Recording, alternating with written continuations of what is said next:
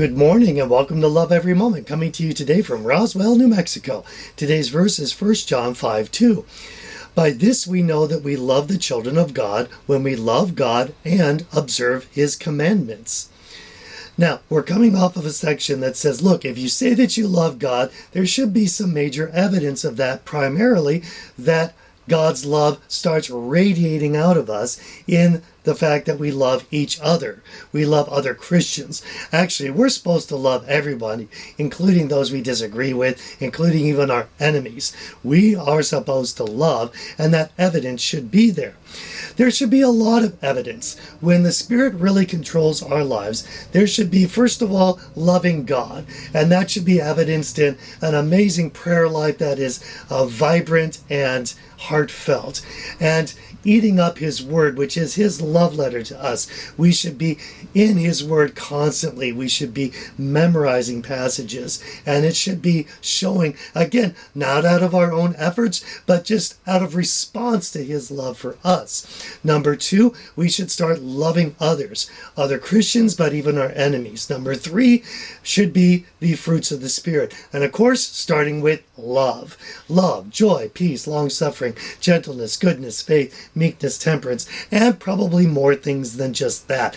Some fruit should start to come in our lives. And number 4, keeping His commandments. Again, not out of our own efforts, not like the Pharisees, because they were about keeping it with human efforts, but out of this abundance of the Spirit working in our lives, we should be keeping His commandments. And so these evidences should show. In fact, we should almost be surprised, like, wow, I never used to love like that. Wow, I never used to read the Bible like that. Wow, I never used to have these interests. And we should kind of be surprised that, wow, there's really a work going on in my life that never used to be there. This is cool. And that's it. So if we're wondering in today's verse, how do we know that we love the children of God? One thing we can do is circle back to the other things. Are the other evidences showing in our lives? And then we can see, well, yes, it's there, because we're not perfect yet. So we might have an incident where we don't show perfect love to our brother. But if all of the other evidences are strong in our lives, the Spirit's working with us, and that love's going to come out.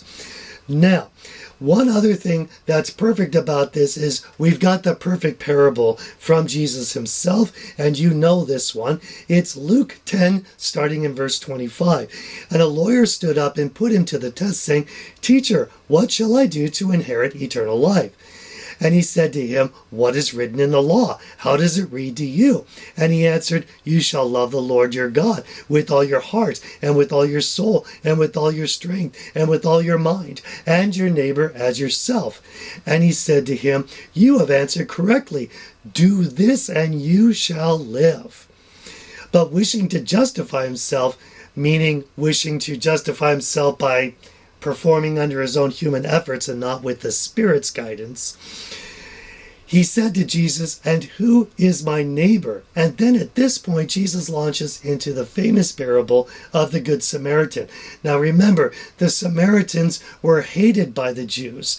And for Jesus to choose a Samaritan as the key figure in this parable shows that you need to show love to those who are hated, those who might hate you. So again, this Samaritan, who was used to being hated by Jews, saw an injured Jew on the road, and not only bandaged his wounds, but took him to an innkeeper, paid for a stay there, said, "Nurse him, and I'll pay for that. And if it turns out to be more, I'll even pay for that." And again, this is for your enemy.